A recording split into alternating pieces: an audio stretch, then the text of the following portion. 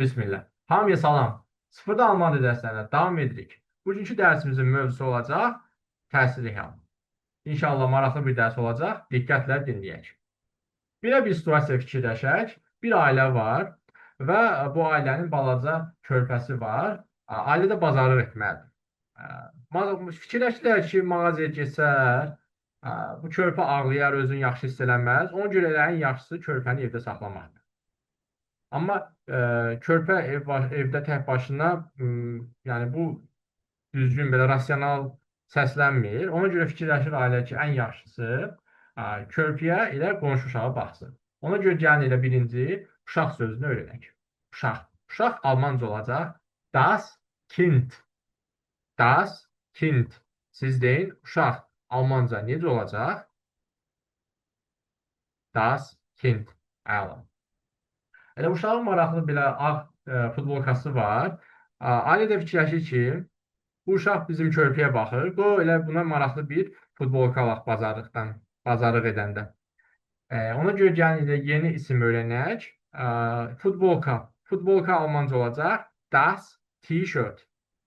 Das T-shirt. Baxın, bu söz biraz qəribə oxunur.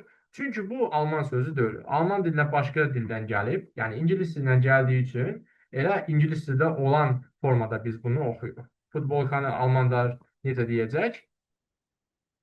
Das T-shirt. Əla. Futbolka alanda o ailədəki kişi görür ki, orada maraqlı belə qəşəng köynək var. Deyir ki, bu köynək də özümə alım mən. Ona görə biz də gəlin köynək sözünü Almanca öyrənək. Köynək necə olacaq Almanca? Das Hemd. Das Hemd. Əla. Kişi özünə bir köynək aldı. Qadın da özünə toya getməyə bir don almaq istəyir. Gəlin don sözünü Almanca öyrənək. Don necə olacaq? Das Kleid. Yəni bu i-ni biz ay kimi oxuyuruq. Necə olacaq?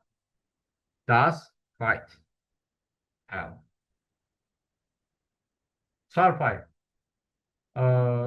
Uşağın belə deyək, bizdə bir körpə var da. İndi körpə böyüyəcək, uşaq olacaq. Ona görə deyirlər ki, orada endirimdə qəşəng çarpayı var. Elə bir dəfəlik çarpayını da alağın. Gəlin çarpayı sözünü də Almanca biz öyrənək. Baxın, iki dənə samit eyni olanda bir dənə samit kimi oxuyuruq. Bunu biz elə oxuyuruq bet kimi. Das bet. Əla. Deməli, biz bu günə qədər bu isimləri öyrənmişik. Bu isimlərin hamısı bizdə orta cinsə aid. Biz demişdik, otaqları fikirləşirik. Bu körpənin otağıdır və körpə bizdə nədir? Das baby. Və buradakı olan bütün isimlər də orta cinsə aid. Gəlin elə sizin biliklərinizi test edək. Başlayaq. Bir-bir mən şəkili göstərim. Siz də onu Almanca deyin. Velosiped necədir Almanca? Das Fahrrad. Das Fahrrad. Əla. Don. Das Kleid. Köynək. Das Hemd. Çarpayı. Das Bed. Uşaq. Das Kind. Körpə. Das Baby. Oyuncaq. Das Spielzeug. Maşın da keçmişdik. Maşın nə idi? Das Auto. Əla. Qadın orada belə maraqlı şalvar da görür. Güllü şalvar. Deyir ki, bu şalvar da alım. İndi şalvar sözünü Almanca öyrənək. Şalvar Almanca qadın cinsinə aid. Almanca belə deyəcək. Die Hose. Die Hose. Burada s görürük samitini. Sait var. Ona görə s, z səsi kimi oxunacaq. Ona görə biz bunu belə deyirik. Die Hose. Die Hose. O demişdim, Alman dilində eynən bitən əksər isimlər qadın cinsinə aid. Bu baxımdan rahat yadda saxlaya bilərsiniz. Yəni Hose eynən bitir, bizdə qadın cinsinə aid. Şalvar Almanca necə olacaq? Die Hose. Die Hose. Əla. Sonra qadın ağlına gəlir ki, bir dəqiqə o evdə pişik də var idi. Pişiyə süd lazımdır. Ona görə gəlin süd sözünü öyrənək. Süd. Süd Almanca olacaq die Milch. Die Milch. Baxın, süd maraqlı bir sözdür. Südü biz saya bilmirik. Baxın, bir süd, iki süd deyə bilmirik. Yəni, biz deyirik ki, bir banka süd, bir stəkan süd, bir kasa süd, belə deyə bilərik, amma bir süd deyə bilmirik. Çünki o sayılmayan isimdir. Yəni, onu bir dənə alman misal üçün götürə bilərsiniz, əlinizə saxlaya bilərsiniz, amma südü tutmaq olmur. Yəni, alman dilində südü biz sayılmayan isimlər kateqoriyasına aid edirik. Ona görə siz bunu qeyri-müəyyən artikla deyə bilməzsiniz. Misal üçün, biz qeyri-müəyyən artikl keçmişdik öncəki dərsdə. Biz bir şalvar deyə bilərik. Eine Hose. Bir oyuncaq deyə bilərik misal üçün. Ein Spielzeug. Amma bir süd deyə bilmirik. Bir daha təkrar edirik. Sayılmayan isimlər olanda biz qeyri-müəyyən artikl istifadə etmirik. Bunu qeydə alın. Die Milch. Davam edək. Deməli, bu südü nədəsə vermək lazımdır pişiyə. Ona görə qadın qərar alır ki, bir dənə də kasa almaq lazımdır. Kasa sözünü öyrənək. Kasa alman dilində necə olacaq? Die Schüssel. Baxın, bu üç hərf bizdə ş səsini verir. İki dənə eyni samitdir. Ona görə bir s kimi oxuyuruq. Sonda el yazılıb. Orada elə bil bu oxunmur elə bil. I-ya yaxın səs kimi olur. Necə deyərsiniz kasa? Die Schüssel. Siz deyin. Kasa nədir? Die Schüssel. Əla. Gəl indi qadın cinsi isimlərini təkrar edək. Qadın nə idi bizdə alman dilində? Die Frau. Şalvar. Die Hose. Pişik. Die Katze. Kasa. Die Schüssel. Kasanı da gəlin südlə dolduraq. Süd necə idi bizdə? Die Milch. Əla. Davam edirik. Orada mağazalarda biz kişi qəşəng papaq görür. Gəlin indi papaq sözünü öyrənək. Papaq bizdə olacaq. Der Hut. Əla. Siz deyin. Papaq necə olacaq? Der Hut. Davam edək. Kostyum. Elə toya gedəndə qadın don aldı özünə, kişi də özünə kostyum alır təzə. Kostyum almanca olacaq. Der Anzug. Der Anzug. Yadınızdan çıxıbsa, yadımıza salalım. Bu hərfimizin adı C-dir. C səsini verir. Ona görə bunu oxuyuruq belə. Der Anzug. Der Anzug. Əla. Siz deyin, kostyum necə olacaq? Der Anzug. Orada belə maraqlı qartal da var. Deyək ki, bu belə maraqlı bir mağazadır. Orada hər şey satırlar. Kişi də qartalı görür və özünə bir dənə qartal alır. Gəlin indi siz qartal sözünü almanca deyin. Qartal belə oxuyacağıq biz. Der Adler. Yəni, sonda R bizdə A kimi oxunur. E-ya da birləşir, A-ya yaxın səs kimi olur. Ona görə biz bunu belə dedik. Der Adler. Der Adler. Qartal. Qartal necə olacaq almanca? Der Adler. Əla. Baxın, belə səbirsiz qartaldır, bir yerində durmur. Keçək, gəlin səbirli it alaq özümüzə. İt necə olacaq? Almanca it belə olacaq. Der Hund. Der Hund. Kişi elə bir, yəqin ova eləmək istəyir. Qartal aldı, bir dənə də it yanında alır ki, maraqlı ov etsin. İndi gəlin biz it sözünü almanca deyək. Necə olacaq it? Der Hund. Satın almaqdan danışırıq. Satın almaq bəs necə olacaq almanca? Satın almaq almanca olacaq kaufen. Kaufen. Burada sözün kökü kaufdur. Sonda da bu ın bizdə məsdər şəkilçisidir. Deməli, almaq almanca necə olacaq? Kaufen. Əla. Biz feili şəxsə görə dəyişməyə keçmişdik. Gəlin indi tez praktik edək. Necə deyərsiniz? Mən alıram. Ich kaufe. Ich kaufe. Sən alırsan. Du kaufst. Du kaufst. O alır. Eğer kişi hakkında danışırıqsa bizde olacaq er. Er kauft. Eğer qadın haqqında danışırıqsa olur bizdə sie. Yəni o alır, sie kauft. Biz alırıq. Wir kaufen. Siz alırsınız. Ihr kauft. Onlar alırlar. Sie kaufen. Əla. Biz onu da qeyd etmişdik ki, hörmət mənasında siz də bizdə olacaq sie. Deyək ki, hörmət mənasında demək istəyirsiniz ki, məsələn, siz alırsınız. Onda da olur bizdə sie kaufen. Əla. İndi gəlin test edək. O bir köynək alır. Yəni görürük ki, biz alan kişidir. Ona görə hansı şəxs əvəzliyini biz istifadə edəcəyik? Er, əla. O alır, necə deyərsiniz? Er kauft. O bir köynək alır, necə olacaq?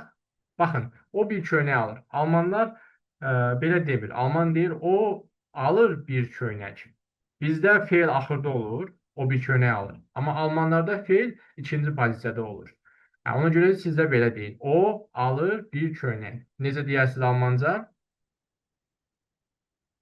Er kauft ein Hemd. Yaddan çıxmasın, bizdə feil ikinci pozisiyada olur alman dilində.